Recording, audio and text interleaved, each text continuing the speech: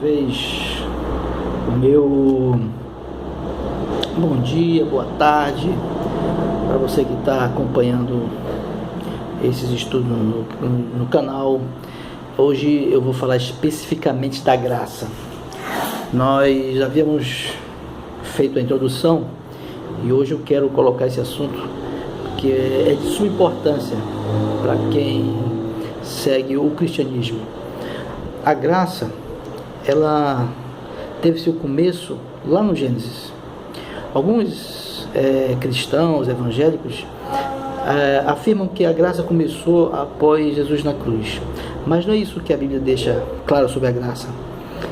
Quando Jesus fala quando Paulo fala onde abundou o pecado, superabundou a graça, ele se refere ao início, e quando houve o pecado, quando se inicia o pecado. E nós temos ali no Gênesis o relato de Abel sacrificando um cordeirinho, que era o símbolo da morte de Cristo pelo pecador. Nesse símbolo, Abel confessa o pecado sobre aquele cordeirinho e recebe de graça o perdão. Igualmente hoje, quando nós confessamos nossos pecados em nome de Jesus, somos perdoados. No Velho Testamento há várias passagens que indicam isso. Na descrição do vídeo, você poderá acompanhar as passagens e ver e acompanhar e testificar do que eu estou comentando aqui nesse estudo. Não vou ler as passagens para não me alongar, para ser o mais sucinto possível na formação desse vídeo, para que você não perca muito tempo nos detalhes e vá acompanhar nas passagens lá o que eu quero explanar. Então, Jesus, ele tem uma passagem interessante que está lá em João 8,36, que ele diz o seguinte: se o Filho vos libertar, vós sereis realmente livres.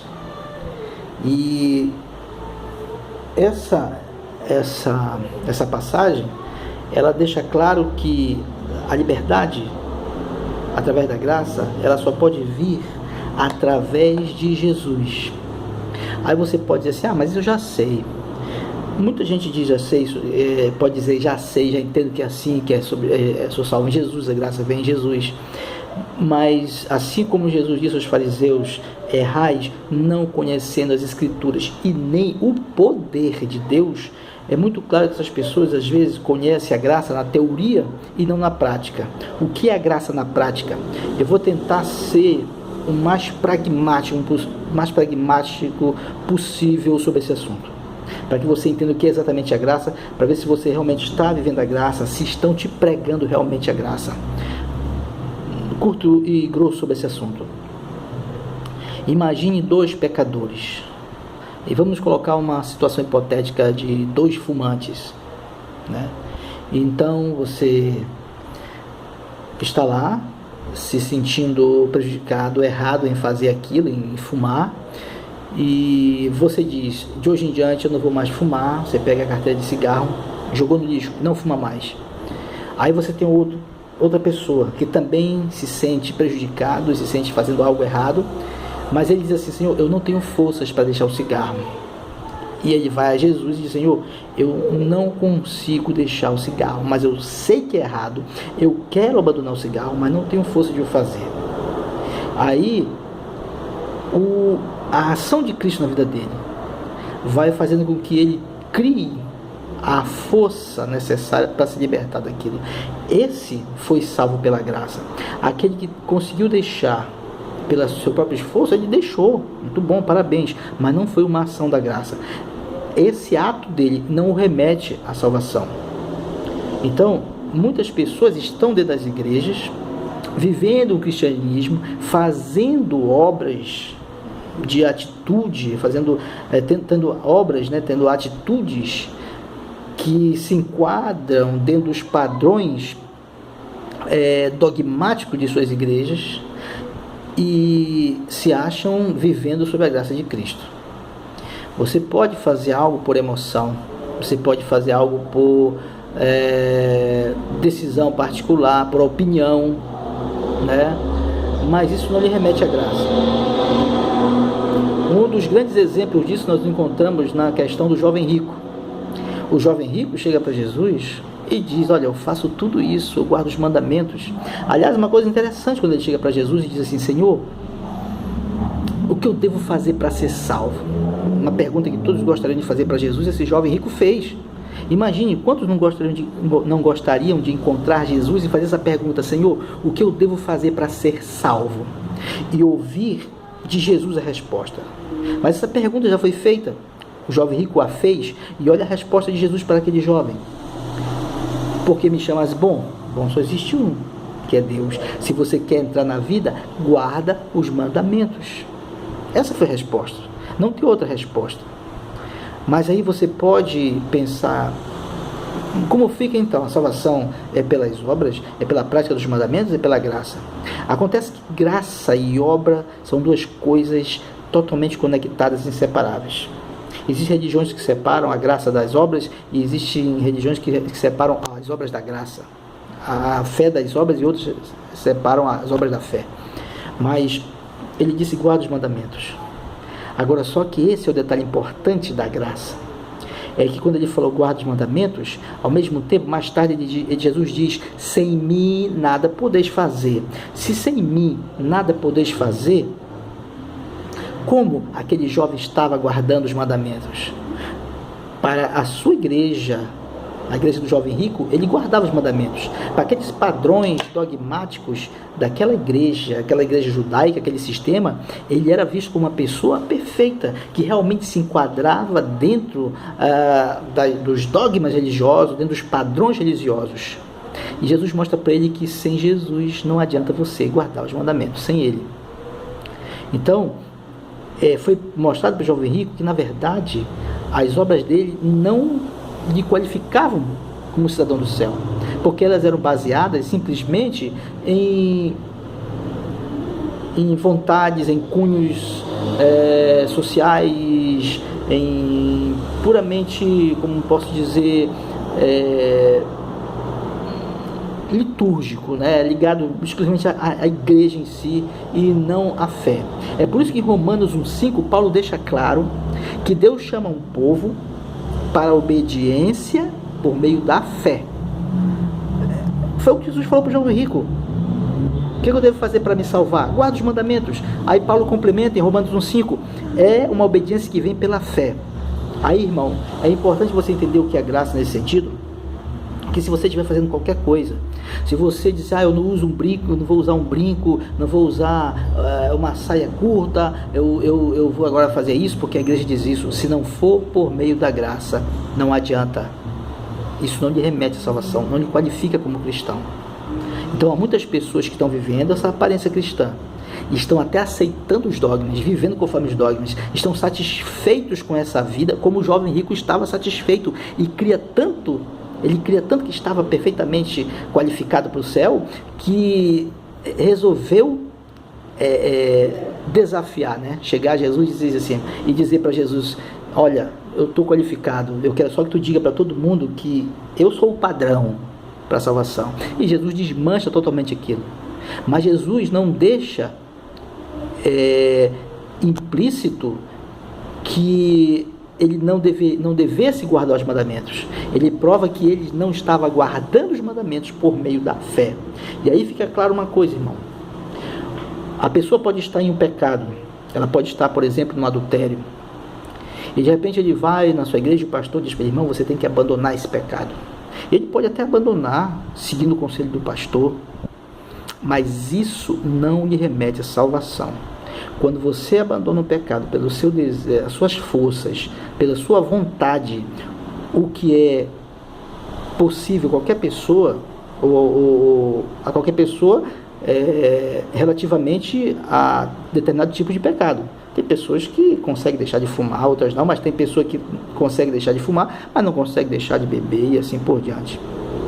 Mas a graça de Cristo, ela que tem que atuar na sua vida para a obediência. O seu papel é reconhecer o que é pecado. Eu reconheço que matar é pecado. Eu reconheço que furtar é pecado. Eu reconheço que adulterar é pecado. E eu tenho que chegar para Jesus e dizer: Senhor, eu reconheço que é pecado, mas eu não consigo me libertar dele. E aí Jesus é que vai te libertar. E é por isso que ele falou: se o Filho do Homem vos libertar, você será realmente livre. Se Jesus te libertar, se for pelo seu meio, pelas suas forças, pela sua capacidade pessoal, eu sou uma pessoa opiniosa, quando eu digo que eu não faço mais, eu não faço mais mesmo, isso não lhe remete à salvação. É por isso que há muitas pessoas vivendo nas igrejas e estão frustradas. Elas estão frustradas porque vivem uma fé ilusória baseada na sua força pessoal. E aí passam a se sentir padrões para outras pessoas, que a partir delas outras pessoas devem tomar como exemplo como deve se viver o cristianismo. Então, irmãos, entender isso, que a graça é algo sobrenatural, que você não tem capacidade de exercer essa mudança. Foi por isso que Paulo, lá em Romanos 8, capítulo 3, capítulo 7, Romanos 8, capítulo 7, 7 ou 13, vai estar na descrição, você vai ver na descrição, você vai entender o seguinte: ele diz que a carne não se submete à lei de Deus. Então, se a carne não se submete, quem pode submeter a carne? Ele falou, Paulo falou: eu sou escravo da lei de Deus no meu espírito, mas sou escravo da lei do pecado na carne. Paulo deixou claro que ele era escravo da lei do pecado na carne. E lá em Romanos 8:5, ele deixa claro que Deus condenou o pecado na carne. Esta carne está condenada à morte. Por isso que Paulo falou: não, eu sou escravo da lei do pecado na carne. E ele fala assim: não mais eu, mas Cristo vive em mim. Veja bem que ele separa. Ele está se referindo ao viver no Espírito, porque ele já tinha dito antes que ele era escravo de Deus no Espírito. Então ele fala assim: o viver, agora não mais eu vivo, mas Cristo vive em mim. Aí ele fala a segunda parte: e o viver que eu tenho na carne. Veja bem que ele não está dizendo, como algumas pessoas querem usar: Cristo vive em mim, agora eu sou um cristão, eu vivo certinho, eu agora não faço mais nada errado. Não, ele diz: o viver que eu tenho na carne, esse viver na carne, eu vivo na fé no Filho do Homem. E o que é viver na fé no Filho do Homem? É o que o pessoal fazia desde Abel. Pecava e o cordeirinho era sacrificado para que eles pudessem salvar. Então você pecou, e o sacrifício de Cristo, a partir do momento que você confessa, porque ele diz lá em 1 João 9, se confessar vossos pecados, ele é fiel e justo para perdoar e purificar. Se confessar, se não confessar, os seus pecados estão acumulando lá na sua conta, e aí não tem como você estar listo, né, nesse sentido. Você tem que confessar para que você seja perdoado. Então, se confessar os pecados, ele é fiel para perdoar os pecados. Então, isso é viver na fé do Filho do Homem. Aí, muitas pessoas lá no tempo de Paulo falaram assim: então agora a gente vai viver numa boa, vamos pecar aí porque essa carne está condenada. Mas foi isso que Paulo falou: e agora, vamos viver pecando porque estamos na carne? Ele disse: não, de maneira nenhuma. De maneira nenhuma, porque você sabe como deve fazer. Você sabe que você tem que chegar a Jesus e confessar seus pecados e pedir a Ele a libertação. Paulo fez isso. Paulo, no momento da sua vida, ele havia uma fraqueza, um pecado que ele tinha, que não sabemos qual era esse pecado, e ele orou 3 vezes para tirar esse espinho na carne, né? Antes de alguém comentar, vai dizer: não, esse espinho na carne era uma doença. Não temos prova nenhuma que era doença, que Paulo estivesse falando de doença. Embora tenha um registro que ele aconteceu com ele, que ele pegou algum tipo de doença em algumas viagens, mas não era isso que preocupava Paulo. Até porque Paulo, no livro de Atos, ele sempre sabia o que ia acontecer com ele, que ele ia apanhar, que ele ia ser apedrejado, e isso não preocupava Paulo. Mas no Romanos 7, a única coisa que você vê preocupar Paulo, ao ponto de ele pensar: miserável homem que sou, quem vai me livrar da morte? Era justamente o seu pecado, que ele dizia: o bem que eu quero fazer, isso não faço, mas o mal que tem em mim, isso eu faço. Miserável homem que sou, quem vai me livrar da morte? Isso era o que preocupava Paulo. E Deus falou para Paulo: Paulo, a minha graça te basta, o meu poder se aperfeiçoa na fraqueza. Tu vai ter que viver a vida, essa vida que tu vive na carne, confessando, pedindo perdão quando você cometeu os pecados. Não é que você vai viver cometendo o pecado. Mas quando você o cometer, você pode chegar a Jesus e pedir perdão. Isso é graça, meu amigo. Isso é salvação para alguém que não tem condição de fazer o que é certo. O ladrão na cruz, ele foi perdoado e salvo. Algumas pessoas dizem assim, mas se ele descesse da cruz, ele ia ser diferente. Pode ser que não. Pode ser que não. E aí que você encontra aquela passagem que Paulo fala sobre um rapaz que estava com a madrasta dele, tendo relações sexuais, e Paulo falou, entrega o corpo a Satanás para que salve o espírito. Essa carne, esse corpo, ele não vai voltar. A ressurreição não é nesse corpo. Isso você encontra lá em Coríntios, quando Paulo fala da ressurreição, que ele fala que nós vamos ter corpos espirituais, ele fala que nosso corpo vai ser semelhante ao de Jesus, ele fala que havia o primeiro homem, né, que era Adão, agora temos o segundo homem que é espiritual. Paulo deixa claro, falando da ressurreição, que o corpo que nós vamos ressuscitar não é esse corpo. Não é este corpo. Este corpo, Paulo deixou claro em Romanos, que essa carne foi condenada. Deus condenou o pecado na carne, por isso que a carne vai ser destruída. E quando fala de não abrir no piscar de olhos, é uma morte instantânea. Você fechou, porque essa carne some e vem um novo corpo. Né? Porque Paulo deixou claro isso, que o corpo que nós vamos ter é um corpo espiritual. Né? Não é essa carne modificada, é uma nova criatura. Nova criatura é nova. Não é a velha renovada, é nova criatura.